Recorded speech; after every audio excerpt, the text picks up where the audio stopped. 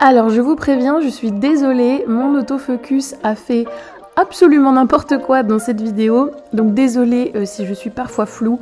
En plus, la lumière n'arrête pas de changer, bref, il n'y a rien qui va. Mais je me suis dit qu'on était sur une pile à lire, que c'était une vidéo qui s'écoutait un peu comme un podcast, donc j'espère que la qualité assez piètre de la vidéo ne vous dérangera pas, que vous apprécierez quand même. Et voilà, je vous laisse avec mes magnifiques livres de ma pile à lire du Cold Winter Challenge.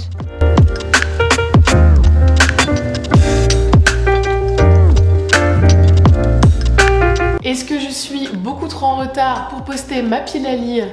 Bien sûr que oui. Est-ce que je le fais quand même ? Qui m'en empêche? Bonjour à tous, j'espère que vous allez bien. Je suis ravie de vous retrouver dans cette nouvelle vidéo. C'est la première fois que je reprends la caméra depuis que je suis de retour en France.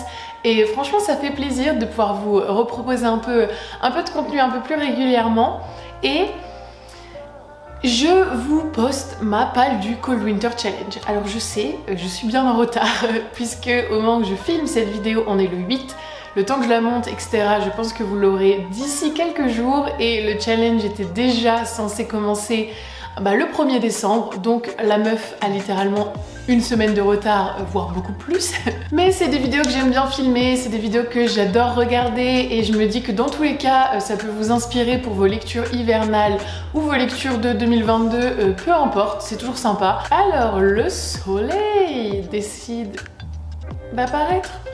Je disais que c'était des vidéos que j'adorais faire, que j'adore regarder, que j'avais pris beaucoup de plaisir à faire ma palle et que dans tous les cas, ça mange pas de pain, comme on dit, de vous partager un peu tout ça. Donc voilà, c'est parti pour ma super palle hivernale du Cold Winter Challenge. Et franchement, il y a des choses que j'ai déjà lues parce que même si j'avais pas tourné la vidéo, j'ai commencé mon challenge dans les temps. Et le reste, j'ai envie de le lire à un point absolument incroyable. Donc je suis presque sûre de tenir cette pile à lire parce que dans tous les cas, c'est que des livres que je meurs d'envie de découvrir et qui me font très envie. Donc voilà, commençons sans plus tarder. Le premier menu est celui de la magie de Noël avec All I Want for Christmas, Lettre au Père Noël, La danse de la fée d'Argé. Et pour ce menu-là, j'ai choisi... Alors attendez, je me procure les livres, mais j'ai choisi le mot-clé amitié pour y placer évidemment le superbe Anne de Redmond, le 3e tome des aventures de Anne de Green Gables de Lucy Maud Montgomery. Cette série en général, on la voit passer un peu partout, mais j'ai hyper hâte de retrouver Anne, de retrouver ses amis. J'avais encore plus apprécié le tome 2 que le tome 1, ce qui est assez rare je trouve dans les sagas pour être souligné. Et si le 3 continue sur cette envolée, je pense que ça va être pépite. Donc voilà, c'est pas trop une lecture hivernale, comme vous pouvez le voir à la couverture qui est très printanière, mais au coin d'un bon feu, avec une bonne pâtisserie, une bonne boisson chaude. Je trouve que lire les aventures de Anne, c'est vraiment parfait. J'ai ensuite utilisé le mot-clé enfance pour y placer Les Strates de Pénélope Bagieux. Pareil, la meuf est loin d'être originale puisque vous voyez ce livre absolument partout, mais j'adore Pénélope Bagieux, c'est une de mes dessinatrices préférées, j'adore suivre son compte Instagram, je trouve en tant que femme, elle est engagée, elle est inspirante, elle est hyper drôle aussi, et donc je sais pas si vous voyez, mais on dirait vraiment un journal intime d'adolescente, et c'est vraiment ça, elle va raconter des petits bouts, des tout petits bouts, des petites histoires de sa jeunesse, de son adolescence, de ses amours, comment elle a eu le cœur brisé, ce qu'elle a appris, sa relation avec ses chats qui est très mignonne, etc.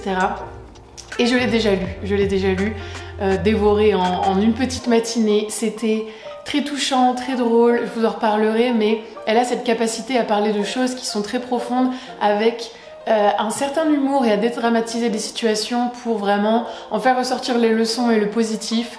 Enfin bref, c'était une lecture hyper doudou, hyper positive, très touchante et je peux que vous conseiller. Et enfin pour cette dernière catégorie de ce menu, magie de Noël, j'ai de nouveau pas fait très original, de toute façon qui a cru que j'étais une meuf originale? Personne, puisque j'ai simplement pris le mot-clé fantasy pour y intégrer L'Assassin Royal, le tome 2 de la première époque, enfin l'intégrale 2 de la première époque, que j'ai bien avancé, je vais vous montrer, j'en suis à la moitié, un peu plus de la moitié puisque je suis à 585 pages. Ah non, j'ai corné. Oh sniff. Je disais 585 pages sur à peu près 1100. Donc j'ai quand même bien avancé. Le problème c'est que je sais même pas où j'en suis au niveau des tomes. Enfin je suis presque sûre que je suis dans le tome 2 là, mais contrairement à la première intégrale, il n'y avait pas de découpe au niveau des tomes. Donc là, on a simplement les chapitres qui se suivent, mais je sais qu'il y a 3 tomes à l'intérieur comme dans la première intégrale. Comment vous dire que c'est toujours un délice? Ces tomes sont un peu différents des autres, mais en tous les cas, je compte lire l'intégrale pour le Cold Winter Challenge, et vu comme j'avance, puisque je dévore ce bouquin, je pense que c'est bien parti. Et oui, promis, à un moment, je vous parlerai de livres qu'on ne voit pas partout sur les réseaux sociaux déjà. Promis. Le deuxième menu qui s'appelle Cocooning hivernal nous parle de marrons glacés, de bonhommes en pain d'épices et de vitrines de Noël. Et pour ça, le premier mot-clé que j'ai choisi, c'est celui de feel good pour y intégrer 2 romans. Oui, je suis comme ça, j'en mets 2. Laissez-moi les prendre, hop. Ces 2 romans, le premier et c'est comme ça qu'on a décidé de tuer mon oncle. Titre charmant pour ce livre de Monsieur Toussaint l'ouverture que j'avais acheté il y a quelques mois et qui était resté chez mon papa, donc que je n'ai toujours pas lu, qui a une très belle tranche verte fluo, donc à peu près assortie au sapin. Et c'est l'histoire d'un orphelin qui va hériter d'une fortune assez colossale après la mort de ses parents et qui a un oncle qui aimerait bien s'emparer de cette fortune et qui, voilà, selon ce petit garçon qui souhaite le tuer. Donc il trouve qu'évidemment la meilleure solution c'est de demander à une amie de l'aider à tuer son oncle le premier. Et ça a l'air très malicieux, très rigolo, très drôle.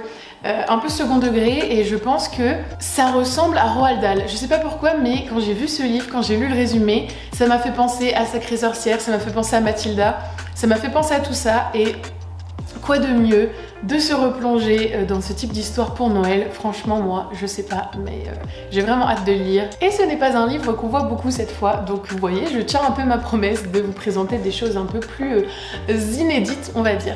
Et dans le feel good, forcément, je ne pouvais pas ne pas intégrer un Terry Pratchett. Celui-là, c'est La 8e fille, qui est le premier cycle des sorcières.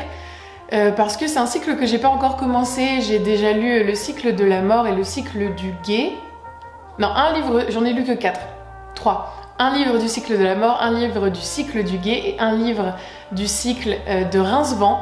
Mais j'avais encore jamais lu le cycle des sorcières. Donc voilà, La 8e fille, c'est... Ah bah c'est le 3e, voilà, c'est le 3e. Je suis toujours un peu perdue dans l'ordre dans lequel je vais les lire, mais pour l'instant, je me suis pas trop avancée puisque c'est les premiers tomes de chaque cycle et je vais me pencher plus sur la question.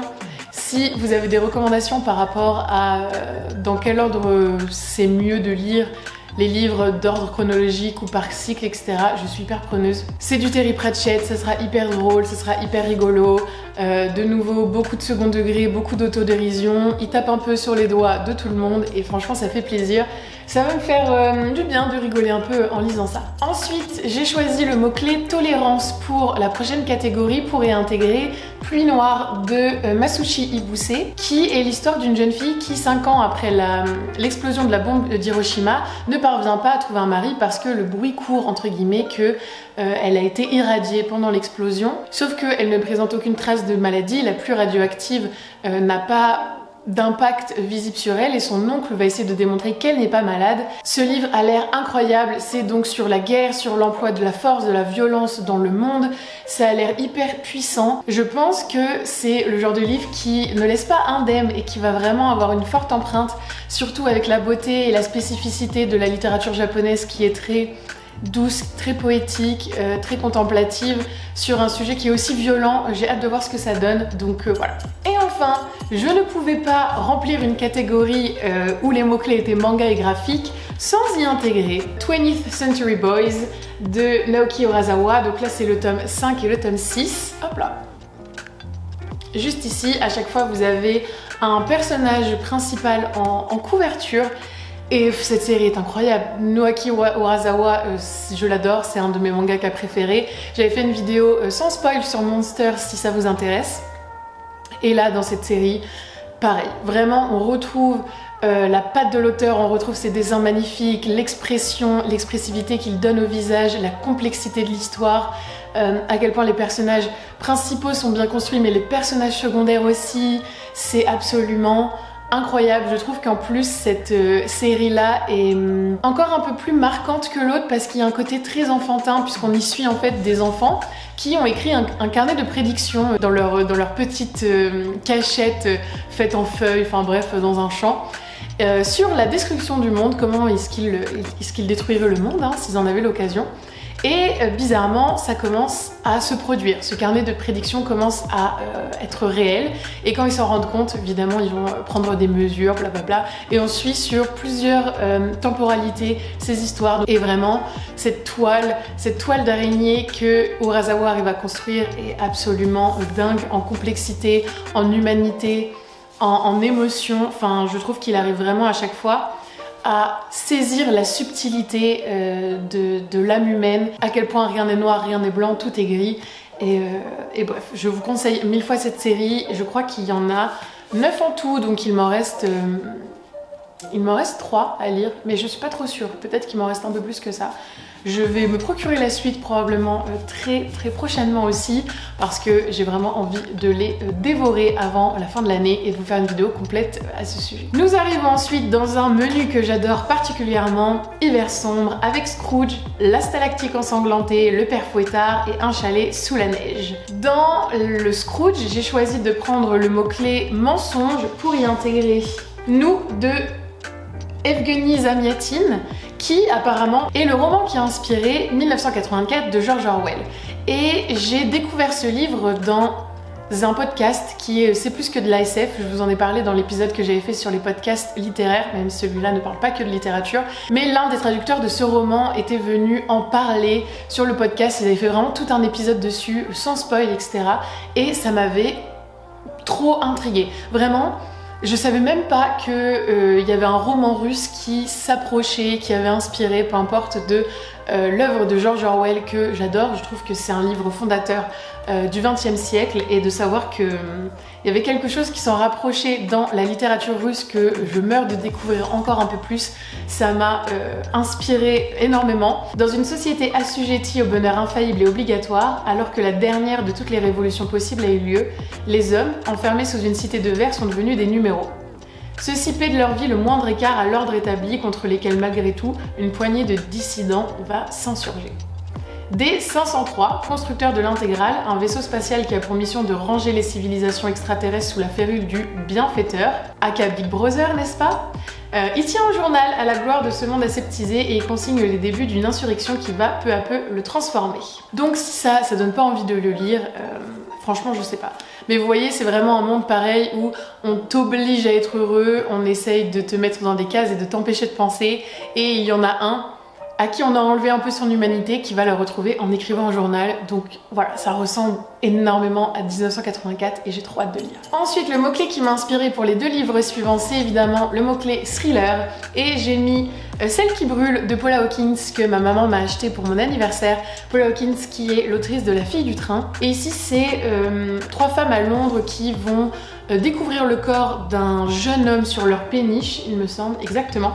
Et les 3 ont subi des injustices dans leur vie et couvrent une certaine colère et on sait pas trop comment cette colère a pu s'exprimer. Donc je pense que ça va être une sorte de huis clos autour de ces 3 femmes qui rêvent de prendre leur revanche et elles avaient toutes sans doute un mobile pour commettre le meurtre, mais qui l'a vraiment fait, on ne sait pas.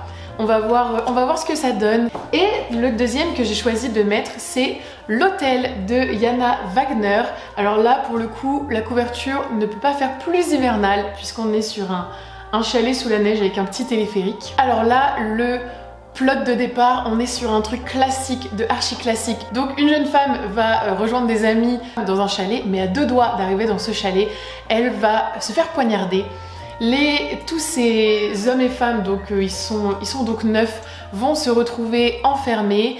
Ils ont de la nourriture et du bois de chauffage, mais une tempête arrive et le réseau ne va plus passer. Ils ne vont pas pouvoir sortir du chalet et évidemment ils ne vont pas pouvoir contacter les autorités. Et donc c'est un espèce de nouveau de huis clos où on va devoir découvrir qui a pu tuer cette femme. Et évidemment les rancœurs, les secrets vont sans doute ressortir. On va découvrir petit à petit que tout n'est pas tout rose entre cette bande d'amis. Mais sur la 4e de couverture, ils disent que ce livre c'est Shining passé à la moulinette slave, arrosé d'innombrables rasettes de vin amer et grinçant. un huis clos psychologique aussi ambitieux que réussi. Donc j'espère que ces thrillers vont remplir leur mission et qu'ils vont me faire frissonner un peu cet hiver. Ensuite j'ai un peu switché les mots-clés, je suis pas trop sûre que ce que j'ai mis dans la catégorie du père Fouettard marche vraiment, puisque c'est Force obscure, enfer, démon, et que j'ai mis Je suis la bête de Andrea Doanera. Tentation pour ce livre que je dois à Floris de Flowfly, puisqu'il en avait parlé avec beaucoup d'intérêt et beaucoup d'éloquence, et ça m'avait intriguée énormément. C'est l'histoire d'un parrain italien qui va découvrir la mort de son fils et qui va forcément vouloir trouver un bouc émissaire pour expliquer cette mort, et va s'en découler une succession de vengeance, de secrets, de violence, etc. Donc c'est pour ça que je l'ai un peu mis dans cette catégorie pour le mot-clé démon, démon intérieur. Voilà, je pense que ça marche. Mais Floris en avait parlé avec tellement d'engouement, il disait que c'était vraiment quelque chose de très impactant, de très poignant. C'est un livre en tout cas qui avait l'air de l'avoir beaucoup marqué, et quand je l'avais entendu en parler, je m'étais dit ok, il faut absolument que je me procure ce livre parce que c'est vraiment ce dont je suis à la recherche en ce moment. Et là c'est du thriller italien, je n'ai encore jamais lu je pense de thriller italien, donc j'ai hyper hâte de découvrir ce que ça donne. Et enfin nous arrivons au menu marché dans la neige avec pôle nord, pôle sud et forêt enneigée, et j'ai choisi les mots-clés hiver pour y intégrer. Hop là. Dégel de Julia Phillips qui me fait de l'œil depuis un moment. Pareil, cette couverture est extrêmement hivernale, donc je pense qu'on ne peut pas faire plus Cold Winter Challenge que ça. Et c'est l'histoire de deux petites filles qui vont disparaître sur la péninsule du Kamchatka, donc c'est en Russie. Et suite à la disparition de ces deux petites filles, évidemment ça va ébranler tout leur village, et il y a pareil des secrets qui vont ressortir, des non-dits qui vont se révéler, et le pulse de leur disparition va peu à peu être rassemblé. Et je me rends compte du coup en faisant cette vidéo que tout ce qui est secret, non-dit et très suspense me fait très envie actuellement, puisque c'est quand même pas mal de thématiques communes au livre que je vous montre. Donc faut croire que j'ai envie de frissonner un peu cet hiver. Ensuite je vous présente une éducation de Tara Westover pour le mot-clé cheminement personnel, évolution, etc. Puisque c'est l'histoire de Tara Westover qui n'a jamais été à l'école, n'a jamais vu de médecin, elle n'est même pas enregistrée au niveau de l'administration parce que sa famille vit un peu en marge de la société, et qui va décider de prendre sa vie en main à 16 ans. Et c'était un livre que j'avais découvert parce que je crois que Barack Obama l'avait mis dans ses top livres en 2020, 2019, je m'en souviens plus trop. Et du coup c'est vraiment un récit sur la construction de soi, la rupture douloureuse qu'il peut y avoir avec sa famille quand sa famille t'empêche de te construire en tant que personne. Mais c'est un livre qui a l'air très touchant, vraiment. J'ai hâte de le découvrir, ça fait vraiment longtemps qu'il est dans ma palle, donc j'espère que j'arriverai à le sortir cette fois pour ce Cold Winter Challenge, parce que je pense qu'il y a beaucoup de choses à en tirer, et je pense que c'est quelque chose de très émouvant à lire, donc voilà, j'espère que cette fois c'est la bonne.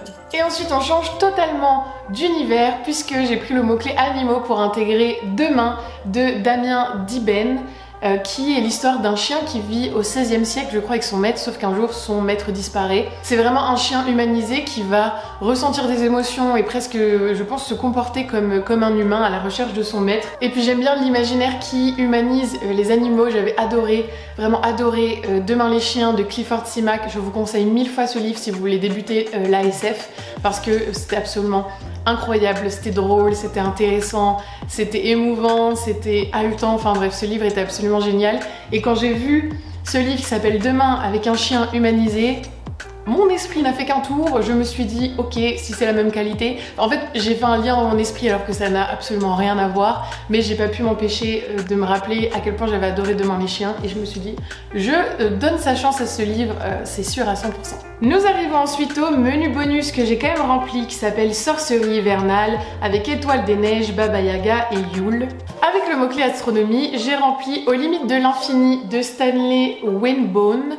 C'est un livre de SF, je crois, que j'ai depuis un bail, j'avais trouvé d'occasion chez Gilbert Joseph. Et c'est un recueil de nouvelles, je ne sais même pas de quoi ça parle, comme c'est un recueil de nouvelles de SF qui se passe un peu dans l'espace, sur la planète Mars notamment, il me semble.